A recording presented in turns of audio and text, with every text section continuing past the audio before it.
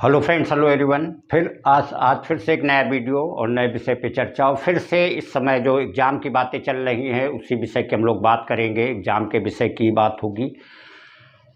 एक सबसे बड़ी चीज़ आती है, ये देखा जाता है कि जब एग्ज़ाम होते हैं तो बीच में हमेशा ही टाइम दिया जाता है, और ख़ासकर बोर्ड एग्ज़ाम में तो हाई स्कूल इंटर लेवल पे कभी कभी 5-6 दिन, 8 दिन, 10 दिन का टाइम हो जाता है। और उसके बाद बीटेक और बड़े लेवल पे जा कर के फिर भी 2-3 दिन का टाइम मिल जाता है। तो आज उसी विषय पे बात होगी कि किस तरीके से एग्ज़ाम के बीच में सब्जेक्ट की तैयारी की जाए, क्योंकि जो पहले से आपको तैयार है वो तो तैयारी होगा, तो उस बीच में कैसे तैयारी की जाए आज उसकी हम लोग बात करेंगे। तो वीडियो को आगे बढ़ाएं उससे पहले बता दें कि जिन लोगों ने सब्सक्राइब किया हुआ है आप लोग लाइक या कमेंट करके बताइए कि आपको वीडियो कैसा लगा, और जिन लोगों ने सब्सक्राइब नहीं किया हुआ है आप लोग प्लीज़ सब्सक्राइब कर लीजिए अगर आपको वीडियो चैनल पसंद आता है। और आप इंस्टाग्राम पर फॉलो कर सकते हैं मिश्रा शीतला के नाम से। तो आज की बात कर रहे थे कि किस तरीके से एग्ज़ाम के बीच में सब्जेक्ट की तैयारी की जाए। जो हमारे पास 2 दिन, 4 दिन, हफ्ते भर, 10 दिन का टाइम होता है। देखिए, सबसे बड़ी चीज़ तो होती है कि कोई भी बेसिक सब्जेक्ट, जितने खासकर साइंस के सब्जेक्ट होते हैं वो 2-3 दिन के तो होते नहीं, लेकिन फिर भी हर लड़का पहले से पूरा साल होता है, फिर 1-1.5 महीने हो जाते हैं, हर लड़का सीरियस हो जाता है, चाहे वीक हो स्ट्रांग हो। अब जो बहुत जीनियस है जिनका पहले से ही सब तैयार हो, बात अलग है, लेकिन फिर भी एक चीज़ बड़ी मायने रखती है कि एग्ज़ाम के बीच में जो हमारे पास 3-4-5 दिन, हफ्ते भर का टाइम होता है उसमें किस तरीके से तैयार किया जाए। तो उसकी एक इसमें विशेष ट्रिक होती है कि जब आप एग्ज़ाम के बीच में पढ़ाई कर रहे होंगे तो ऑलरेडी आपके जो चैप्टर्स हैं वो पढ़े हुए होंगे।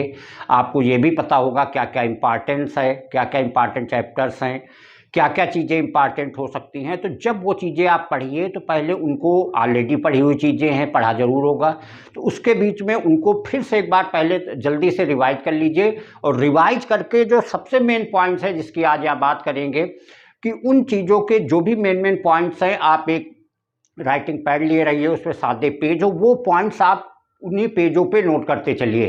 तो वो आपको एग्ज़ाम के 1 दिन पहले तैयारी में बड़ी हेल्प करेंगे, क्योंकि आपके पास कोई वहाँ महीने, 2 महीने, 4 महीने का टाइम नहीं होगा। 3 दिन, 4 दिन, हफ्ते भर बहुत ज़्यादा होता है, 10 दिन का टाइम होता है। तो वो सारी चीज़ें आप एक सादे पेज पे नोट करते रहिए। उसके बाद जब सारी चीज़ें आप अपने सिरे से, जितनी भी चीज़ें हैं जो भी आपकी तैयार हैं, वो चीज़ें आपकी एक बार रिवाइज भी आप करेंगे और रिवीजन के साथ आपके नोट्स भी बनेंगे। शार्ट में सारी चीज़ें होंगी, क्योंकि आपकी सारी चीज़ें पढ़ी हुई हैं, समझी हुई हैं, याद की हुई हैं। तो वो चीज़ें एक 1-1.5 पेज आप देखेंगे, 2 या 2.5 पेज में आपके पूरे सब्जेक्ट की सारी चीज़ें आ जाए, क्योंकि आपकी चीज़ें पता हैं, चीज़ों को आपने पढ़ा रखा है, समझ रखा है। तो वो चीज़ें, कुछ टिपिकल फार्मूले होते हैं जो लास्ट तक नहीं याद होते, वो भी आप उसमें नोट कर लीजिए। तो जब आप सारी चीज़ें पढ़ चुके हैं, रिवाइज कर चुके हैं, तो उसके बाद आप एग्ज़ाम के बीच में देखेंगे कि जब 1 दिन पहले सारी चीज़ें आप पढ़ चुके हैं, तो उसी नोट से जब आप सारे पॉइंट देखते चले जाएंगे तो आपको समझिए उसी 1 दिन पहले रात को ही आप सारी चीज़ें रिवाइज कर लेंगे। आपका चैप्टर अपने आप स्ट्रांग हो जाएगा और दूसरा रिलैक्स मिल जाएगा, क्योंकि सबसे पहले आप यही करेंगे, जो चीज़ें पढ़ी हुई हैं उनको पहले रिवाइज करेंगे। कुछ चैप्टर्स हो सकते हैं, ऐसा हो सकता है एक सब्जेक्ट के आपने ना पढ़े हों, आपको टिपिकल लगे हों, आपको इम्पॉर्टेंट ना लगे हों। तो जब ये चीज़ें आप पढ़ के रिवाइज करके उनको आप एक पेज पे नोट कर लेंगे, उनके मेन पॉइंट्स, तो उसके बाद आप देखेंगे कि जो चैप्टर और बच्चे हैं आप उन्हें भी कुछ पढ़ लेंगे। क्योंकि देखिए, जैसे जब एग्जाम पेपर आपको मिलेगा, आप पहले वो क्वेश्चन करेंगे जो आपको आते होंगे, फिर उसके बाद और कुछ क्वेश्चन होंगे जिनमें आधे अधूरे आते होंगे। तो अगर आपने चैप्टर, मान लीजिए जो कुछ हैं इम्पॉर्टेंट आपको नहीं लगे, आपने पहले से छोड़ रखे हैं, अगर उनको भी एक बार आप तेज निगाहों से देख लेंगे, तो कुछ ना कुछ आपको, जहाँ 0 आ रहे होंगे, 0 से 1.5, 1.5 जो भी कुछ होंगे वो मार्क्स आपके इंक्रीमेंट करेंगे। तो डेफिनेटली आपका स्कोर बढ़ेगा ही बढ़ेगा।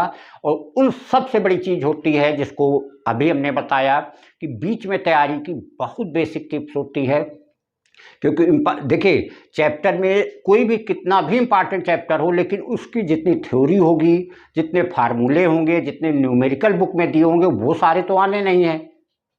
आए गए उनमें से कुछ सेलेक्टेड चीज़ें ही, तो वो अगर आप इंपॉर्टेंट समझ के नोट कर लेंगे, जैसे मान लीजिए आपके न्यूमेरिकल पोर्शन, न्यूमेरिकल में आपके 25-30 जो भी क्वेश्चंस होंगे, आपको 5-7 जो लगे अच्छे लगे, भले ही चलो इंपॉर्टेंट की बात ना हो, आपको अच्छे लगे, आपने उनको नोट कर लिया, तो उनको आप फुली रिवाइज कर लेंगे।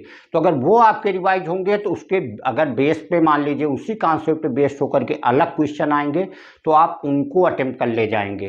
कॉन्सेप्ट वही होगा, कुछ न्यूमेरिकल वैल्यू, कुछ वैल्यूज डिफरेंट होंगी, तो वो आप अटेम्प्ट कर ले जाएंगे। तो ये आपको तैयारी में बहुत ज़्यादा हेल्प करेगा। इस तरीके से सारे नोट्स बना लेना। नोट्स कोई वहाँ सारी आपको थ्योरी नहीं लिखना है, मेन पॉइंट्स आपको देखेंगे 1, 1.5, 2 पेज, बहुत हुए 2.5 पेज में आपकी पूरी की पूरी जो सब्जेक्ट होगा वो सारा का सारा उसमें आ जाएगा, और जो कि एग्जाम के एक दिन पहले आप एक सरसरी निगाह से देखेंगे, सारी चीज़ें आपके दिमाग में रिवाइज हो जाएंगी। इस तरीके से सब्जेक्ट के प्रिपरेशन में आपको बहुत ही ज़्यादा हेल्प मिलेगी। डेफिनेटली वो आपके लिए स्कोरिंग होगा। अगर आपकी कैपेसिटी 80% की होगी तो इस हेल्प से आप डेफिनेटली 85 या 90 को भी टच कर सकते हैं। साथ में वो चैप्टर जो आपने पहले से नहीं पढ़े हैं, छोड़ रखा है, मान लीजिए पहले शुरुआत से उतनी स्टडी नहीं की है, तो वो भी एक बार देख लेंगे, जो कि आपके स्कोर करने में, आपकी तैयारी करने में वो हेल्प करेंगे। Thank you.